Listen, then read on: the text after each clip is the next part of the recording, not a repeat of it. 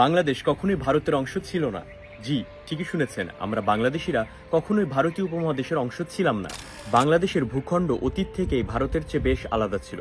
বাংলার ইতিহাস মূলত শুরু হয় সপ্তম শতাব্দী। তো এই ব্যক্তি মানুষকে জ্ঞান দেয়, আজকে এমন একটা কথা বলল যে বাংলাদেশ কখনোই নাকি ভারতের অংশ ছিল না, অর্থাৎ ভারতীয় উপমহাদেশের কোনো অংশই না বাংলাদেশ। বাংলাদেশ হচ্ছে স্বতন্ত্র বা আলাদা একটা দেশ। এইভাবে তিনি এই জিনিসটা উপস্থাপন করলেন। তো এই জিনিসটা ইনি কেন বলল এবং আসলে ইনি কতটুকু সত্য বললো এবং কতটুকু মিথ্যা বললো, এটা কিন্তু আমরা ইতিহাস থেকে, এবং ভারতীয় উপমহাদেশটা মূলত কি এবং উপমহাদেশের সংস্কৃতি কি, কেন এটাকে ভারত বলা হতো, বা এটা আদৌ ভারতের থেকে আলাদা নাকি ভারতেই বাংলাদেশটা, তো সমস্ত কিছু নিয়ে আজকের এই ভিডিওটিতে আলোচনা করব। তাই এই ভিডিওটি সম্পূর্ণ দেখতে থাকুন। পরবর্তীতে আমরা দেখি এখন কি বলে ইনি। রাজা শশাঙ্কর পর থেকে, মানে বাংলার ইতিহাস নাকি শুরু হয় রাজা শশাঙ্কর পর থেকে। হ্যাঁ, তো এটা হচ্ছে তার মন্তব্য বা কথা। তো আমি তাকে বোঝাতে চাই বা আপনাদের সকলকে এই কনসেপ্টটা ক্লিয়ার করতে চাই যে আসলে ভারতীয় উপমহাদেশটা মূলত কি, আর ভারতেই বা কাকে বলে। ভারতের বাংলার ইতিহাস বা ভারতবর্ষের ইতিহাস এটা কতটুকু পুরনো বা কতটুকু প্রাচীন, কতটুকু আমরা এটাকে ভারত বলতে পারি। তো সর্বপ্রথমে আপনাদের বলে রাখি, ইনি যেই কথাগুলো বলতেছে যে এটা নাকি কখনোই ভারতীয় উপমহাদেশ বা ভারতের অংশ ছিল না। তো সর্বপ্রথমে জানতে হবে ভারতীয় উপমহাদেশটা মূলত কি এবং ভারতের রাজ্যগুলো কিভাবে ডিভাইডেড। হ্যাঁ, তো সর্বপ্রথমে রাজস্থান হোক অথবা দক্ষিণের বিভিন্ন রাজ্য, বাংলা হোক, হ্যাঁ, এইরকম যে রাজ্যগুলো আছে এগুলো কখনো একত্রিত ছিল না বা একটা দেশ ছিল না, বা আমরা কোনো একটা বাউন্ডারি দেখতে পারি না যে একক ছত্র অধিপত্য এই ভারতের মধ্যে, ভারতীয় উপমহাদেশের মধ্যে কোনো একটা নির্দিষ্ট রাজা ছিল। কোনো নির্দিষ্ট রাজা এই সম্পূর্ণ ভারত ভূখণ্ডকে কখনোই জয় করতে পারেনি। কেউ হয়তো কখনো এতটুকু অংশ জয় করেছে, কেউ হয়তো এতটুকু অংশ জয় করেছে। হ্যাঁ, অবাঙালি রাজারা হয়তো বাংলাকে জয় করেছে, বা বাঙালি রাজারা হয়তো অন্যান্য ভারতের বিভিন্ন অঞ্চলকে জয় করেছে। তাহলে ভারতটা কি? ভারত তাহলে কি? তাহলে তো ভারতবর্ষ বলতে কিছু অস্তিত্বই থাকে না। কারণ কেউ তামিল, কেউ মারাঠি, কেউ মারাঠা, কেউ বাঙালি, এ হয়তো ভারতের কোনো অস্তিত্বই থাকে না।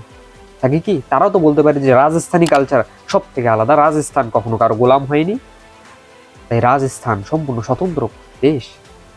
ব্রিটিশরা পর্যন্ত রাজস্থানকে দখল করতে পারেনি। তো এভাবে কিন্তু তারা বলে না, কারণ ভারতীয় বিষয়টা ভারতের সংস্কৃতির সাথে যুক্ত এবং ভারতীয় উপমহাদেশ এটাকে কখনো আপনি দেশ হিসেবে ছিল না, এটাকে বলা হয় উপমহাদেশ। উপমহাদেশ মানে কি জানেন? মহাদেশ মানে হচ্ছে যেখানে অনেকগুলো দেশ একত্রে থাকে এবং সেটা বিশাল ভূখণ্ড, তাকে মহাদেশ বলা হয়। ঠিক আছে? আর উপমহাদেশ মানে কোনো একটা নির্দিষ্ট দেশ যেটার সংস্কৃতিগতভাবে এক এবং ভূখণ্ডটাও এক, কিন্তু এখানে বিভিন্ন রাজার আধিপত্য এবং বিভিন্ন রাজারা এখানে রাজত্ব করে, কিন্তু এটা দেশের মতোই আচরণ করে, এই জন্য এটাকে উপমহাদেশ বলা হয়। এই সাধারণ একটা বিষয় যদি না বোঝে তাহলে আর করার কিচ্ছু নেই। আরেকটা কথা বললো যে মানে বাংলার ইতিহাস, তবে এর থেকে একটু পরে ধরতে চাইলেও পাল রাজাদের, কিন্তু তখন এই অঞ্চলে বসতি ছিল একেবারেই কম। প্রথম স্বাধীন বাংলা অঞ্চলকে শাসন করত পাল রাজারা। পাল রাজারা সর্বপ্রথমে স্বাধীন বাংলাকে শাসন করতো। ভালো কথা, খুবই ভালো কথা। তো পাল রাজারা তো শুধু বাংলায় শাসন করেনি, বাংলার বাইরেও শাসন করেছে। ভারতের বিভিন্ন অঞ্চলগুলো তাহলে বাংলাদেশের, এমনটা কিন্তু না বিষয়টা। এরপর যায় সেনদের হাতে, এরপর প্রথম মুসলিমদের হাতে যায় ইখতিয়ার উদ্দিন মোহাম্মদ বিন বখতিয়ার খিলজির মাধ্যমে। হ্যাঁ, তারপরে যায় প্রথম মুসলিমদের হাতে ইখতিয়ার উদ্দিন মোহাম্মদ বখতিয়ার খিলজির জন্য। তো ইখতিয়ার উদ্দিন মোহাম্মদ বখতিয়ার খিলজি তো বাহির থেকে এসেছে, এবং বাহির বলতে কি বিদেশি প্রথমত, দ্বিতীয়ত ভারতের অন্যান্য অঞ্চল দখল করার পরেও এই উত্তর অঞ্চল মানে ভারতের উত্তর অঞ্চলটা তিনি দখল করে। ভালো কথা। তো সেই হিসেবেও তো সম্পূর্ণ বাংলা বা উত্তর ভারতটা সম্পূর্ণ একটা দেশ আপনার কথা মতে। হ্যাঁ, যেহেতু একটা রাজত্ব করতেছে, আবার পাল রাজারাও রাজত্ব করেছে, সেহেতু ভারতের সাথে ইন্টার কানেক্টেড। এখানে আরেকটা বিষয় চলে আসে, সেটা হচ্ছে সংস্কৃতিগত বিষয়। সংস্কৃতিগত বিষয় আপনি দেখবেন রানী আহল্যাবাই, তিনি হচ্ছে কাশী বিশ্বনাথ মন্দির স্থাপন করেছে। কেন? তিনি তো ওই কাশীর মধ্যে তার কোনো রাজত্ব ছিল না, তিনি কেন ওই মন্দিরটা স্থাপন করলেন? কারণ এটা একটা সংস্কৃতি। হ্যাঁ, সংস্কৃতিগত দিক থেকে আমরা এক। এই সিন্ধু সরস্বতী সভ্যতা, তারপরে গঙ্গা যমুনা, দক্ষিণ ভারতের বিভিন্ন জেলা, সবগুলো সংস্কৃতিগত দিক থেকে এক, কিন্তু হয়তো এরা রাজ্যের প্রশাসন শাসন আলাদা আলাদা সময় আলাদা আলাদা রাজা রাজত্ব করেছে, বিদেশিরা রাজত্ব করেছে, তাই বলে এই ভারত আলাদা এমনটা না। এই বাংলাদেশও ভারতীয় উপমহাদেশের অংশ। কিন্তু ইনি কেন এই কথাগুলো বলতেছেন? তিনি এই কথাগুলো এই জন্য বলতেছেন, তার একটা ধর্মীয় আইডেন্টিটি আছে। তার একটা ধর্মীয় আইডেন্টিটির কারণে হয়তো তিনি বায়াস হয়ে গেছে। হ্যাঁ, আমি শাস্ত্র থেকেও প্রমাণ দেখাবো যে এটা ভারত কিনা।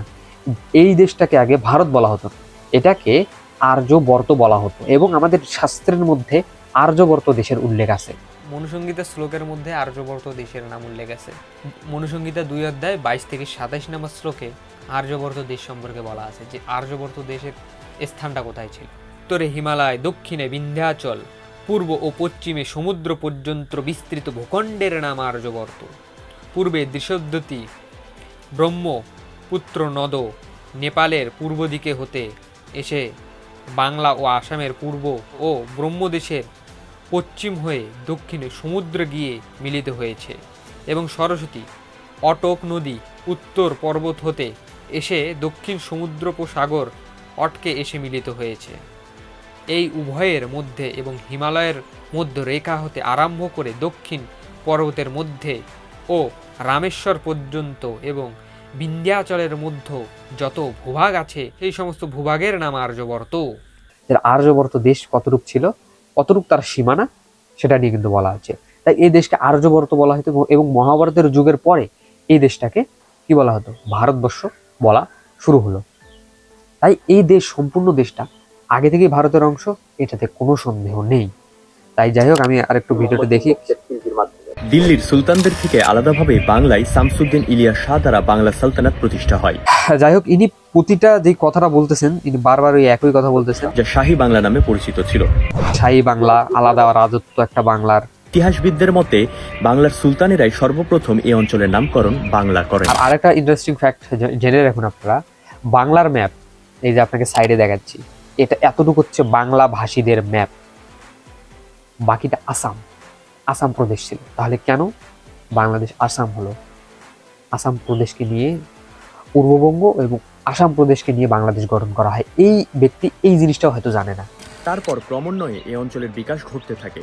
ভারত যখন মুঘলদের হাতে, এই যে মুঘল শাসন হোক অথবা বিদেশি কোনো ওই যে ইখতিয়ারউদ্দিন মোহাম্মদ বুখতিয়ার খিলজির হাতে হোক, অথবা অযোধ্যার রাজা রাম রাজ্য, এটা কিন্তু অযোধ্যার অন্তর্ভুক্ত ছিল বাংলা।